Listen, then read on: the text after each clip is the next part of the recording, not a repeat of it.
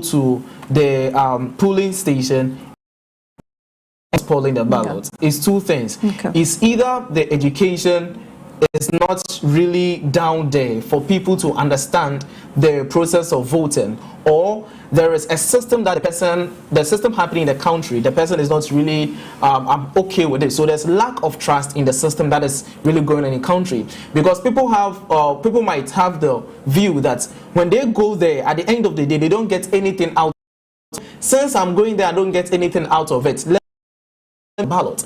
That could be people's concern, but that is not the right thing for Ghanaians or for some people to do, because we are all part of decision making. Exactly. So let your vote count. Never go there with the intention of spoiling that very ballot that you've been given, because that is the only mean that you would exercise your opinion in terms of decision making in Ghana. You wouldn't get a chance to be at the Parliament House. You might not get a chance to be at the various district assembly common meetings that they have. Opinion leaders in your community. So the only way you can also contribute to decision making in Ghana is to exercise that voting right. That is why people have the perception that your vote is your power. Exactly. And this stamp we have, for me, I'll not sell it for anything. So viewers shouldn't also sell this stamp for anything. This stamp does not worth even billions of cedis. Exactly. What it's worth is the future of Ghana, and that is what we are going to exercise on 7th December. Okay, so we have a video. I'm sorry to our viewers, it doesn't have any sound, but let's just watch it and go through. Yeah, I've been alerted that it will show up very soon. Let's move on to the conversation.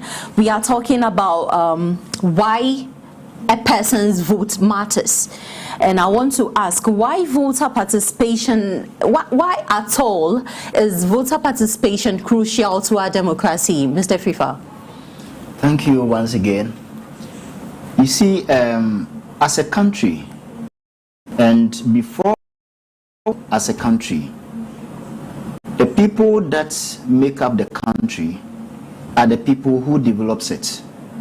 And one way or the other, the only way the people can be developed or the country can be developed is that we participating in democratic means. And that is what we've chosen as a country. Okay. In the sense that as a country, and even as your home, there are barriers. You cannot, there are various decision-making processes. And then what we have chosen as in Ghana is to use democratic means, whereby involving anybody or everybody into decision-making.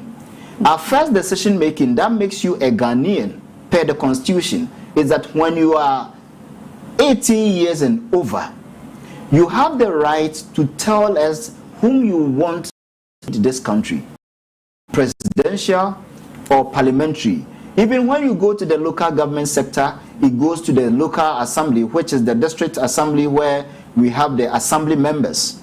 And this is a way of giving power and voice to any or everybody in the country. Okay. And so successively, we can see that Ghana have gone through all stages, from the dictatorship, military regime, when we had the coup d'etat period, up to when we came into democratic dispensation into 1992. We have now agreed that everybody should now voice out the integrity of the country and also our development. Since we started, we've all participated. In fact, it got to a state people didn't even know there's the need of even going to the polls. But you can see that the media came in, education, social media, people, and now people are seeing the need. And even with that, there's some way of apathy which affects our democracy. All right. You cannot be in the country saying that because of religion, you are not voting. You cannot be in the country saying that because of what someone has done, you are not voting. Or probably you don't believe that there is anybody who can develop this country. Or, you believe or you are probably disappointed in some party and so you wouldn't give your vote out to choose a leader. And then it is a must. Even in, I think, Singapore, if you don't vote, you are... Yes, really? Singapore, it is a law that everybody must vote. If you don't vote, you are going... I mean, where you can be imprisoned. Okay. So voting is critical to every developing country or every developed country. And that is why Singapore, they have been able to develop up to this stage. We always ask them about development. It's because the people know what they want. Okay. Then they go for the people who want to, who are capable of giving the country what they want. Okay. And then they are developed, or they keep developing. And so, as a Ghanaian, it is your right and responsibility to not to disenfranchise yourself. It is time, 4 years, go and then let all go and choose somebody that we believe, given the destiny of this country to for the next 4 years, the person is capable of managing the affairs of Ghana. The person is capable of the resources we have. We don't have it all, but then if we get someone who is able to manage the meager resources and turn it into something that get the benefit of it, it is our responsibility to go and choose the person. Okay. But one thing about election is that if you don't go and somebody will go and vote for you. And don't forget, you are going to stay in till the next 4 years. Exactly. That's a long... Whether you like it or not. Yeah. So if you think you have, there is somebody you believe is doing well, or somebody, I mean, can do better, why don't you go in and endorse him? Exactly. But then the other aspect too, there is another trend of voter apathy, which affects our democracy. Okay. Somebody will be there and say, oh, I'm a mayor NPP, I'm an NPP, I'm an NDC. They were sharing rice and they didn't give me. Because of that, I'm not voting. Because if I go, I'm not voting for my own people. I'm not go and vote for them. So you see how irresponsible, excuse me to say, we can be. That we are easily swayed. Petty things. T-shirts. Would you imagine people are not going to vote because they believe T-shirts, nobody will give T-shirt and they didn't get some. And this is against our democracy. I mean, I believe as we move as a country, we'll get to a stage where it will be law that, I mean, you cannot say you are not voting. Beginning, my church, Seventh-day Adventist Church, in fact, they said they issued a statement that the votes will it will be on Saturday, and it's on Sabbath day, and so they cannot participate because they petitioned EC and IPAC to make change of the date, and the date it wasn't changed. But then, and so for that reason, they are going to church. In fact, so many ways. And now they've rescinded the decision to the extent that now they even close earlier, go and vote. And other people and other churches who are also saying that, oh yeah, we believe that we are not voting, and they all know them. You get it? And you see, sometimes we need to, at the end of the day, one national health insurance scheme, are you saying because you are church A or B, you are not benefiting? When they brought this free education or whatever project hospitals are built, are you saying because you are, how do I call it? All right, before you continue, the video from the NCC has been played.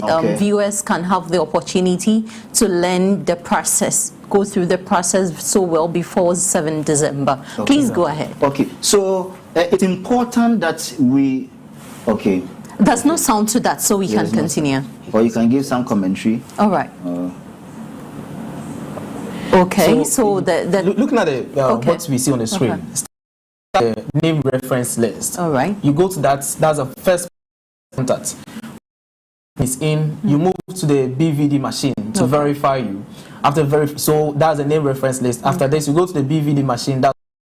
So when this process confirms that you are true, that is when you go in. So exactly this person, I think he or she is going to be confirmed. Yes. So when it's green, it's confirmed. Green, it's confirmed. Then you go to the next stage, indelible ink. Yeah. Exactly.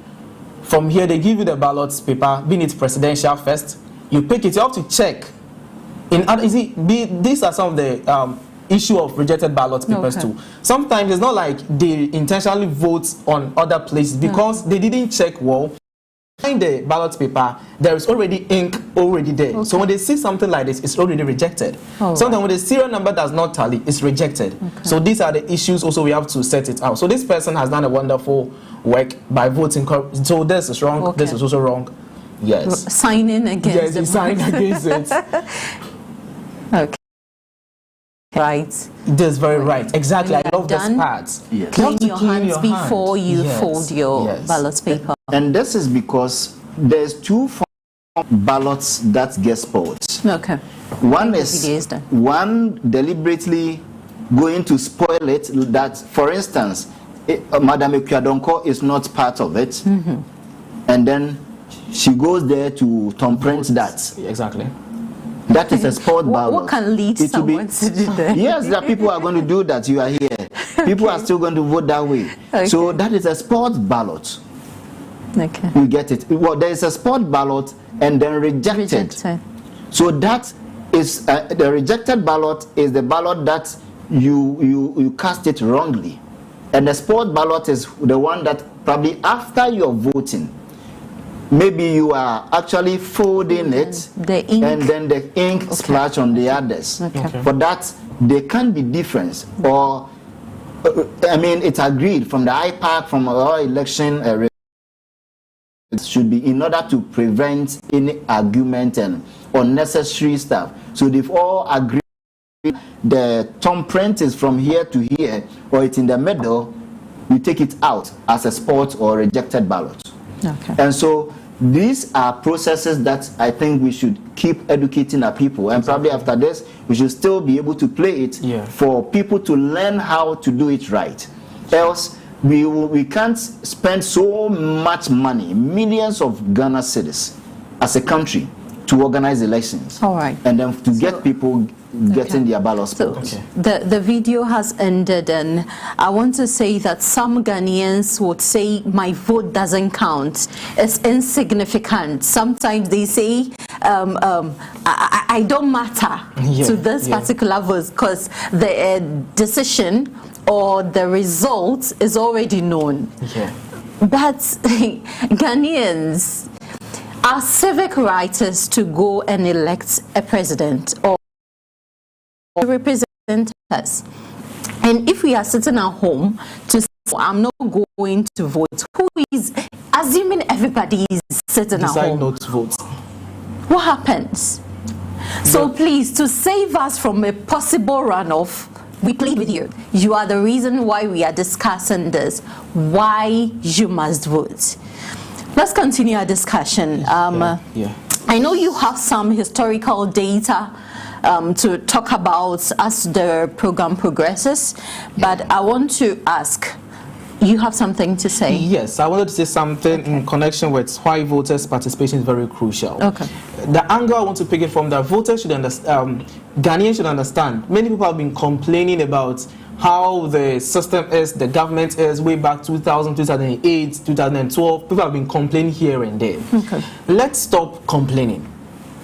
The complaining won't solve the issue. The various actions we take against governments, we are not, sorry to say, we are not going to work, we are doing this, we are doing that, that is not going to what is going to solve the issue is going out on 7th December to vote. That is real accountability. If you want our member of parliament to be accountable to the citizens, then go and vote. If you want the president to be accountable to the citizens, go and vote. Don't think that, as you said, my vote is not going to count and my vote is insignificant. Who told you so? Your vote matters. That very one vote makes a difference. So as you said, if the three of us sitting here decide not to vote, then who else is going to vote? So we want viewers to understand that your vote is not only about going out there to exercise your franchise. I think that is what we also to take it out of the scene. Don't think that it is your civic right. So I'm just going there to exercise my civic right. No. It is your responsibility, it is your duty. See it as a life that you are giving to your next generation. Because the issue is, if you fail to hold the government or our leaders accountable, some years is coming that the next generation will rather blame us for not taking a right decision. Some years ago, what we are facing now, we would be, let's be so practical here. Okay. Some of us, our parents have the opportunity to get to higher part in life. So you end up enjoying so much, and you have car, you drive. Others too are unfortunate. People are unfortunate, ends up even blaming their father, saying that their father didn't work, blaming them. But if you today, you tell yourself that, yes, my father couldn't do it, but I'm the one to step in to make things happen, then you should be able to step in to make Ghana work. And how do you do that? Let's hold our leaders accountable. Let's hold our members of parliament accountable. Into their house, beating their cars, smashing their vehicles. That is not accountability. Not that coming to TV stations, radio, and blasting them. That is not accountability. Accountability is exercising your civic right, as we call it. You're responsible on 7th December. So we want to encourage all viewers that the real accountability we're talking about is go out there and vote. And the last thing I want to talk about is policy direction. Policy direction is very important. And the video we saw, someone was talking about free ACHS. He believed that it's a good policy, and because it has been helpful to his family. So if you want such policy direction, what do you do? You go out to the exercise of franchise. Yes. If you believe that a particular policy in the current government is not good for you, go out there and exercise and vote, and let's see the direction you are going to take. So these are the things that viewers need to understand. It's not only about I'm going to give someone's father work, so let me just sit behind. No, that is not the real game. Yeah, that's what I want to say, B. All right, so we are still discussing why your vote matters, why your vote is the +1 that can save Ghana from a possible runoff. Let's take this quick break. When we come back, we are coming to talk about barriers that prevents the voter.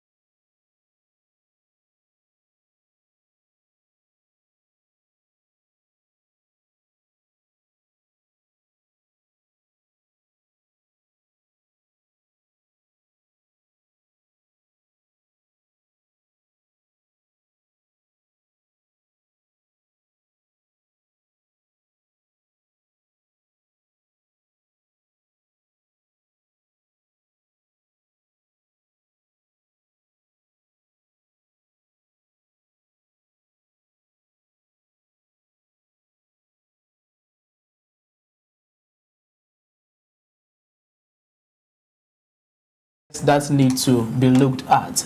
I will start with the aspect of accessibility of the polling stations, some polling stations. Some of the polling stations are not at a friendly location. Some of them had to be accessed by people with disability. This morning we had a discussion like that on lifestyle segment. Okay. So it's very difficult for people like that to access such a polling station. People like the aged, because someplace before you go you need to climb a mountain, and sometimes the staircase is not friendly for people sitting in a wheelchair. So I think moving forward, these are issues that the Electoral Commission needs to look at. I don't know if they can do that as soon as possible, because you have so limited days to general election. But in our subsequent elections, they need to look at where they call polling centers, and they should make sure that the environment is very friendly to all kind of people we have in Ghana, being it people who are very well, the aged, even specifically people, sorry to say, who can't see, the blind. What's the kind of procedure laid down for such people to go and exercise their civic rights, as we call? Because people with such situations, sometimes they feel so uncomfortable going out there to cast their vote. So this is one thing I just want to talk about. The next thing I want to talk about needs to do with security concern. Yes, I know earlier we've raised issues of security, and I know, yes, we have, but over the past years we've realized in situations where a particular polling stations would have a number of security officers which sometimes intimidate voters. They feel uncomfortable around security officers. A lot of them, it's something normal to people. People feel uncomfortable seeing, for example, these vigilante groups and people around.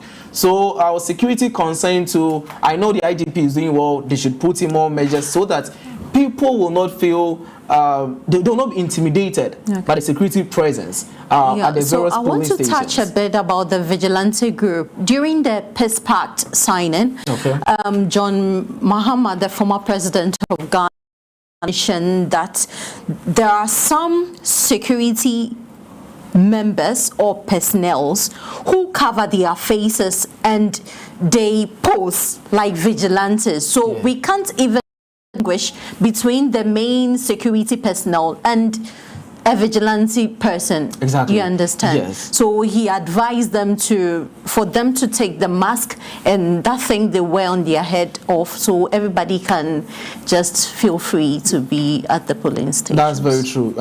So my question is, why will you cover your face that very day?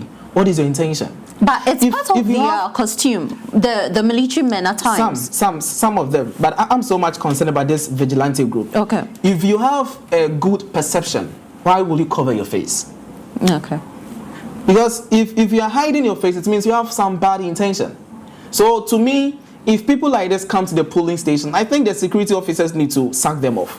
They need to make sure they take off anything that they deal with them accordingly. All right. Before we continue, our phone lines are opened. Now you can join in the conversations by calling the numbers displayed on the screen. If you are watching on Facebook and YouTube, you can also join the conversations by sending your messages to the comment section. Continue. Okay, B, so let me just take this last thing. I think Mr. Ofifowari mentioned it. That's political apathy. Okay. And this allusionment, that's another thing that we need to look at. It's another barrier. Yes, another barrier.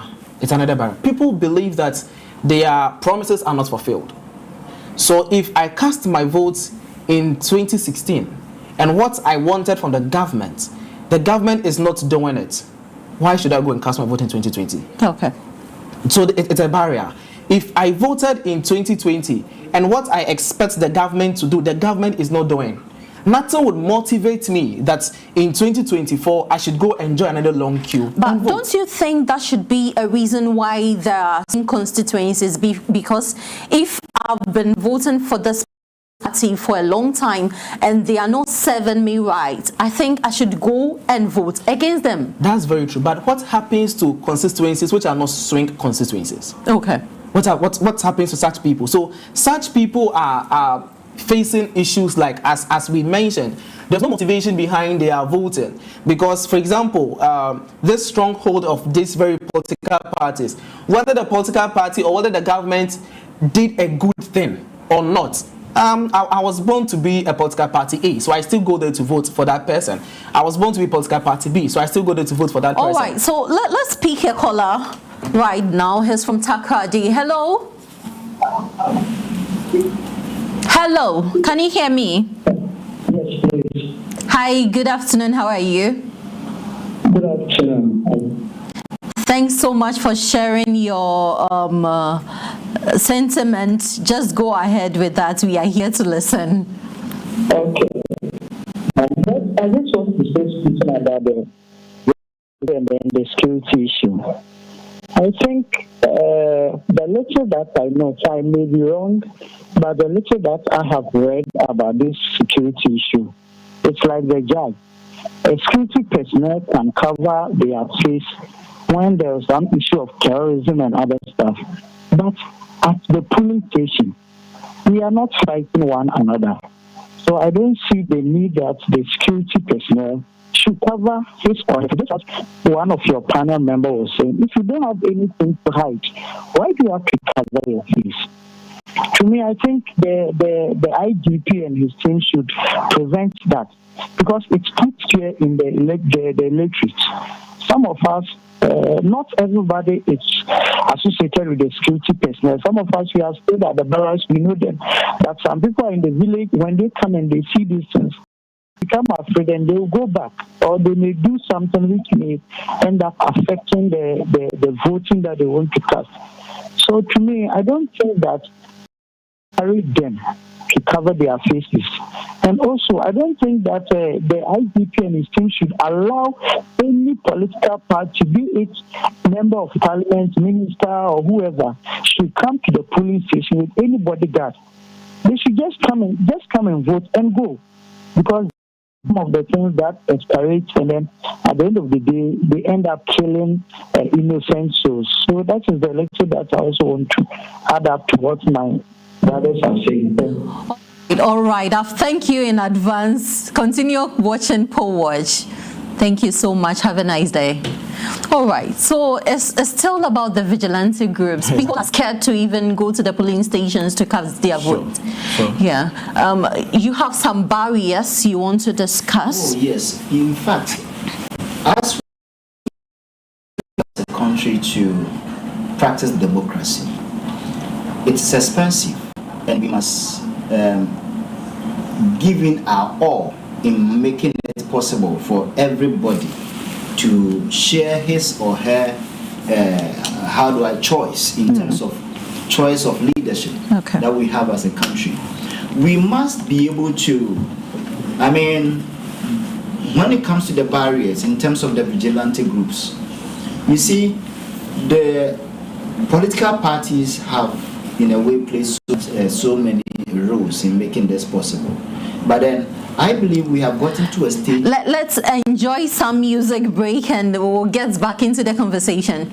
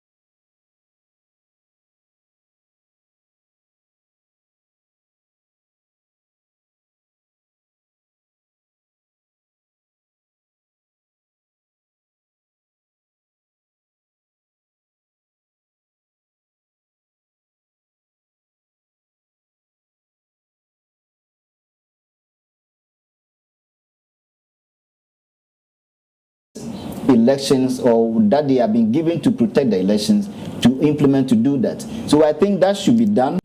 The other aspect, as we are growing as a country, yes, I know from 1992 we started with even an opaque ballot box. We've gone through the stages up to now. We got to a stage where we were even using voter ID card that had no picture. We have gone through this successively up to now that we have access to voter ID card with picture. Even now, everything is on it. We should be able to get to a stage where we use even our Ghana card instead of even spending so much money on voter ID card. Do you get it? So that at least anybody, if you are, we must be able to protect the integrity well of our Ghana card. So that so far as you are a Ghanaian and you have a credible Ghana card, you must be able to vote with it. So what's your point exactly? My point is that people couldn't get the chance to go and register again to even get a voter card. Okay, so that's a barrier. Exactly. Okay. So it's a barrier. Some people have, couldn't register, and they are not voting. They wish they would have. Probably now, people who are even there, who probably traveled outside the country, and then after they return back, they are already done with the voter ID card. You're cracking your knuckles. Do you have something to say? Yes, I want to end on that point before you come. You see, the whole thing is that we are developing countries who have been able to do that. They don't have to always go and join a queue to be able to get a voter card, especially to vote. So what if you were sick or you had a challenge that couldn't give you that chance, but you have a Ghana card? You must be able to get a card. So we must actually, as a country, be able to put together our data collection very well, be able to maintain our Ghana card very well, because the same information on the Ghana card is on the voter ID card. So we must be able to deploy that. Instead but we are using the voter ID card still to vote. No, we are not using Ghana card. Statistics. We are not using Ghana card because the numbers that has Ghana card is more than the numbers that have registered to vote. Yes, people that have Ghana card are registered on Ghana card, and the numbers are more than the people who are registered to vote with the voter ID card. Ghana card are more than 18.8 million. Exactly.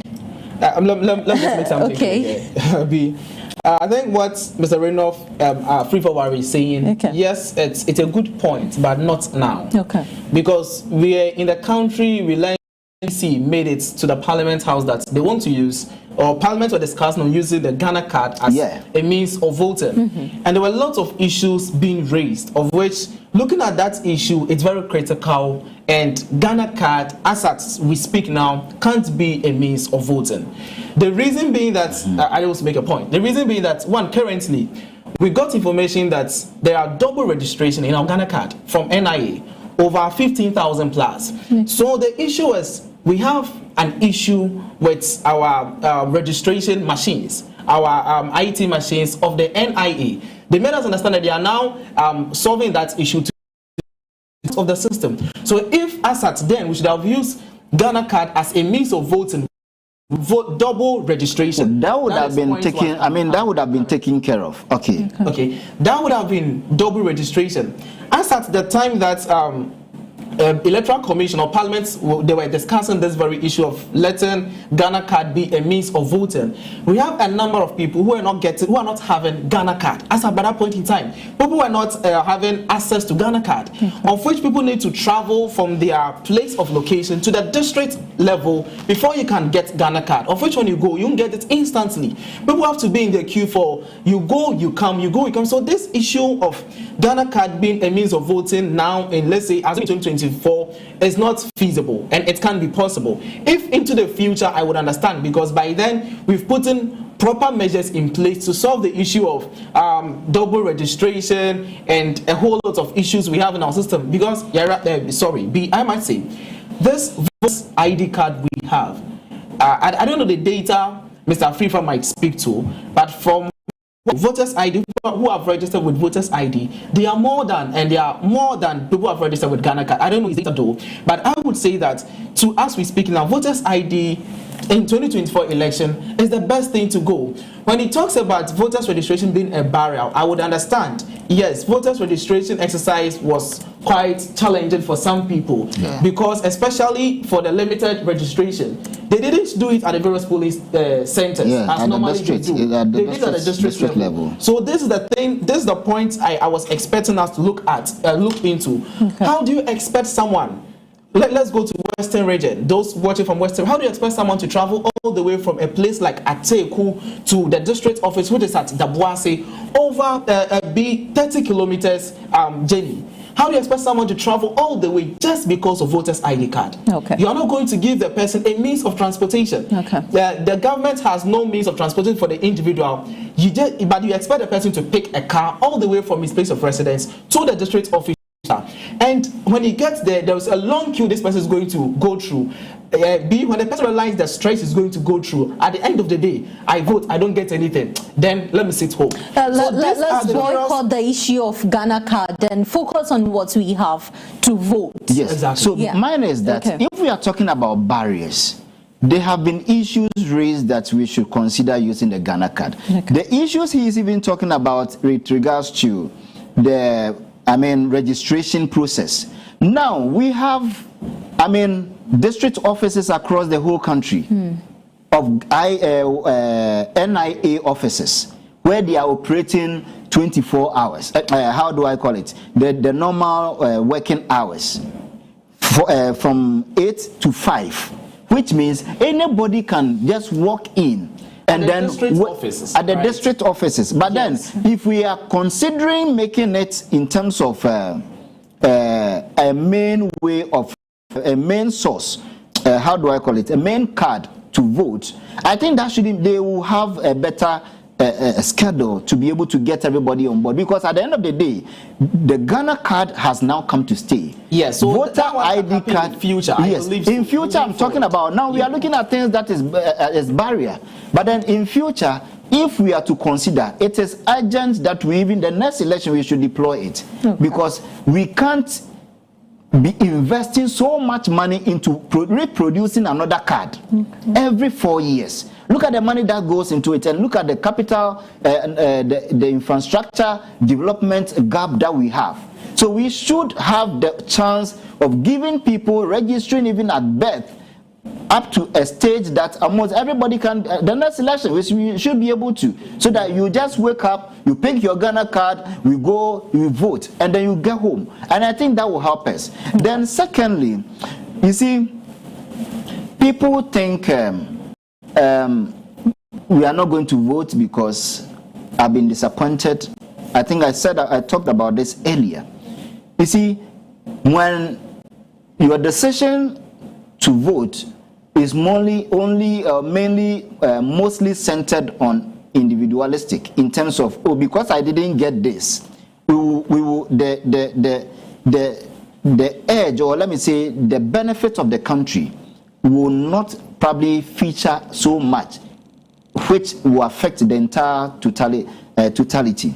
But then, if we are to vote in terms of the barrier, if we are looking at the barrier or things that are, I want to make a point that people have issues, petty issues, which to me it is a barrier. But then those barriers and impediments can be taken away, and then we should be realistic. We should think about the development, things that are supposed to be done for the country, which at the end of the day it's done in totality, and then we benefit as a whole. I think we should look at it from that angle as well. All right, we have over 30 million Ghanaians, but 18.8 are the people going to represent Ghana in electing a president. Do you think that is fair? Okay, so I know it's more than half, but I don't think it's okay for Ghanaians to do that. So per our constitution, they made us understand that 18 years and above, they see you to be sound-minded. You can decision for yourself. So if that is the situation, then when you're 18 years and above, you need to be factored as part of decision makers. Yeah. So I think that's the main reason why they made such a decision. For me, I think it's a good thing. Okay. Yes, because sometimes you are 18 years, so you still need to look onto your father, your mother. Exactly. So if we include people of 10 years, 12 years, you get more than 13,000 rejected ballots because you are talking about. You get So even more than that. That is well noted. We would go for a quick break. When we come back, we will wrap up.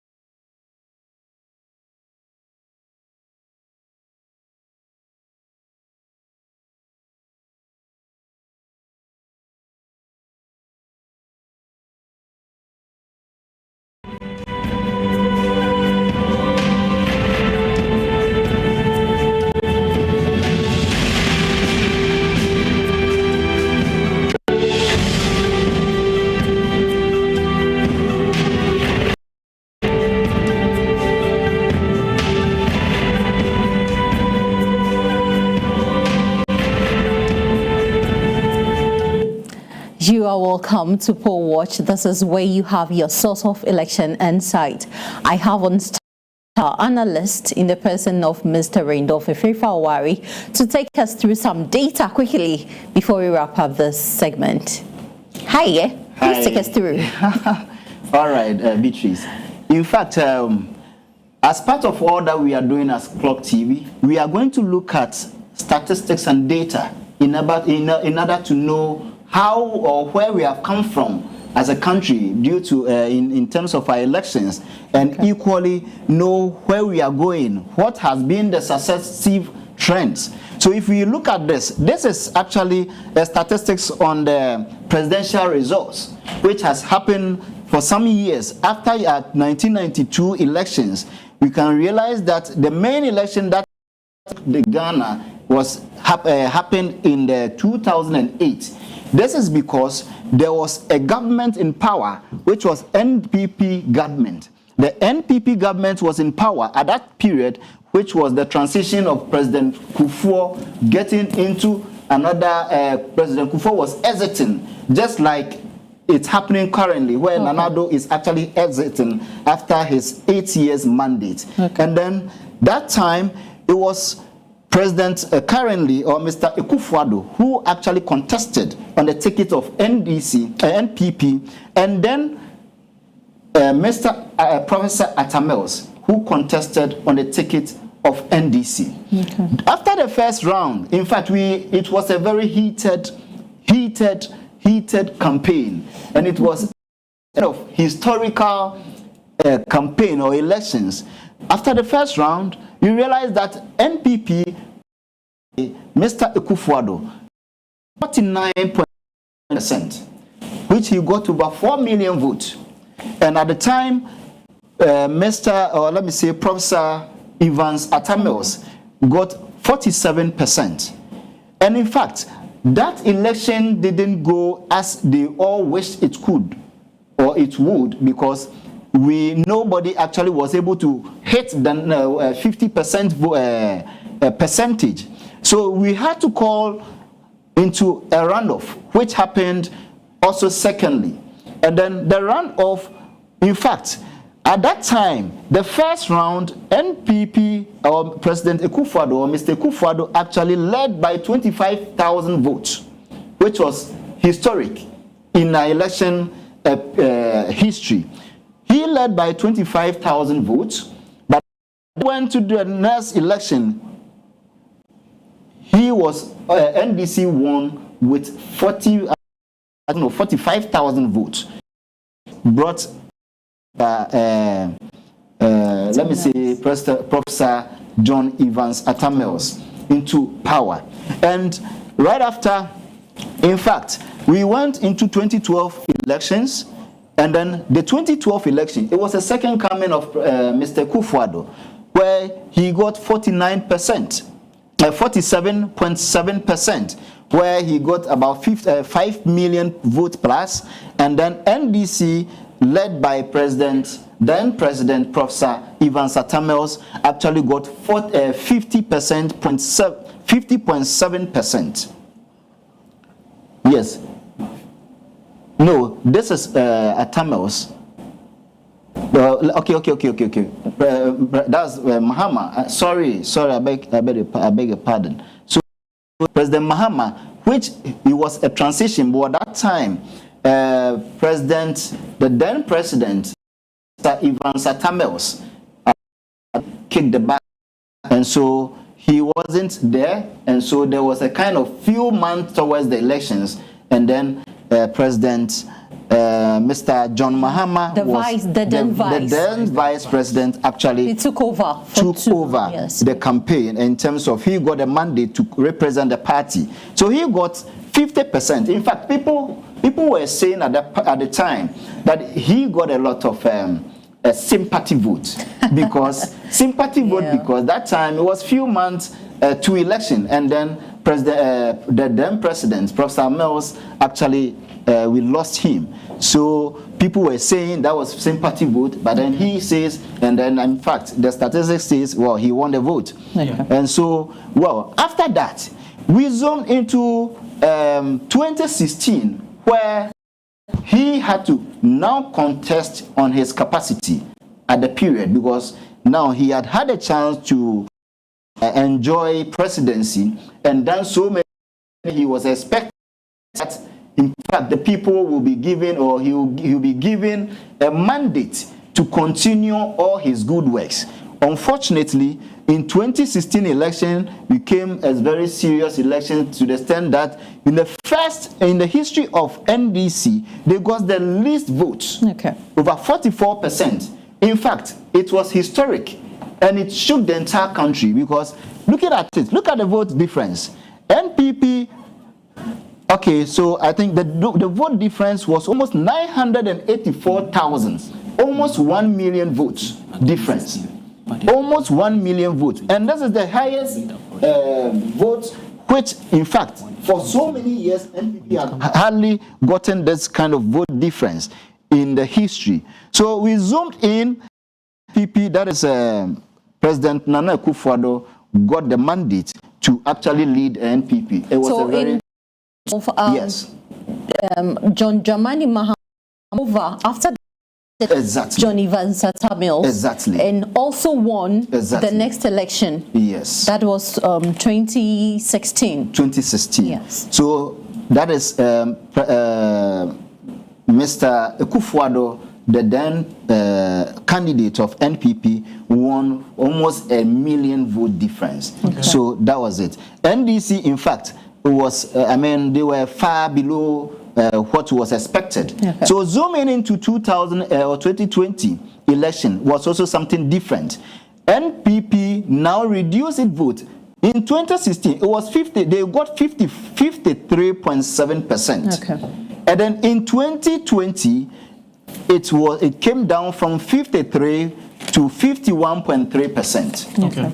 And there were a lot of actually happened, because that time, you see, in every election year, the government in power sometimes some kind of numbers along the some kind of votes are actually lost. But then unfortunately, in fact, NPP dropped from that margin to almost 500,000 difference. From almost 1 million to 500,000 difference. And so, yes, do you have something? Oh, yeah, you go on. Yes, so that was the difference. And you realize that NPP was, in fact, at that period, NDC at the period got 47%, which was equally, they appreciated a bit in some percentage, about 3%, compared to the NDC's performance in 2016. Now, we zoom back, we are looking at 2024 elections. This is a historic election that the NDC has now enjoyed years after we came back from the multi-party democracy from 1992. They have gotten the 16 years in government. NDC and NPP have 16 government. Is it possible that NPP will break the 8? That is the question Clock TV will ask. Looking at the trend and looking at the voter, the difference, and look at it. Let's even, before we go, look at the voter turnout. We were talking about voter participations. In 2008, the voter turnout was 69.52%. It appreciated in 2000 after the first round. The 2008, it's appreciated from 72%. To 72%. To 72.91. Yes, to 72.91%. So my question was that the same people came to now appreciate. Where were they? So it means there was an apathy. People thought it wasn't, just as we were discussing. They look at the numbers. Almost how many percentage? Almost 3-4%. Yes. You get it. And they, or 4%, even who came to vote in the second round, were all seated at home. Some were at home, but then they couldn't come. But when it went to runoff, they were all able to come to vote. And yes. So you can see that from the data we see on the screen. Now my concern is about the difference. Looking at 2008's first round, we had 102,805. That was the difference coming to 2008 second round, we had 40,586. Yeah. You see, when you look at the differences, it's like More it's than going half. down. Yes, more than half. I just want to speak to 2016 data and 2020 data. Let's take a critical look at 2016 data. Are you talking about this? The difference, Yes, the party difference. Yes, the party difference. Yes. So, Renoff, let's look at the 2016 and 2020. Okay. Because these 2 years have, or these 2 election period have impact Yes. on 2024 election. Yeah. I'm of the view that in 2016, looking at the number or the difference we had, 980 to 570. Yeah. Look at the difference they had in 2020. Yeah. 517,000. Yes, that's It has decreased by almost 40,000. Yes. Almost 40,000. Yes. So the issue is, why did it decrease? Because if the people of Ghana has given you the nod in 2016 to lead the country, and you are doing a good thing for the country, Okay. why wouldn't they give you the majority nod in 2020? But it reduces. Yes. Alright. So the impact here is it going to also depreciate, or is it going to go down in 2024 election? Because as at then, the introduction of a policy like free SHS was in section. Yeah. Because when I sit back, you take us there. I'm wondering why that as at then we have free SHS, people have come out to enjoy, but yet still their votes tend to decrease drastically. But there's an argument that Yes. after 2 terms, there's a likelihood for a change of government, and I think we are coming to witness that again. Yes, looking at this. But see, If the pattern serves us right, then there would be a change of government. But Looking see, at the statistics. that is true. But then there was some dynamics that happened in 2020 election. Okay. That was when the country had gone through the COVID-19 issues. If you remember, where COVID issues came up, there was a recession in terms of economy, where people were saying, all kind of issues relating to economic factors, But it's- challenges. I know when it comes to COVID-19, there's Yes. a lot to talk about. Yes. But our time is limited. We'll continue the same time. I hope you learned something, and this is why your vote matters. Stay blessed.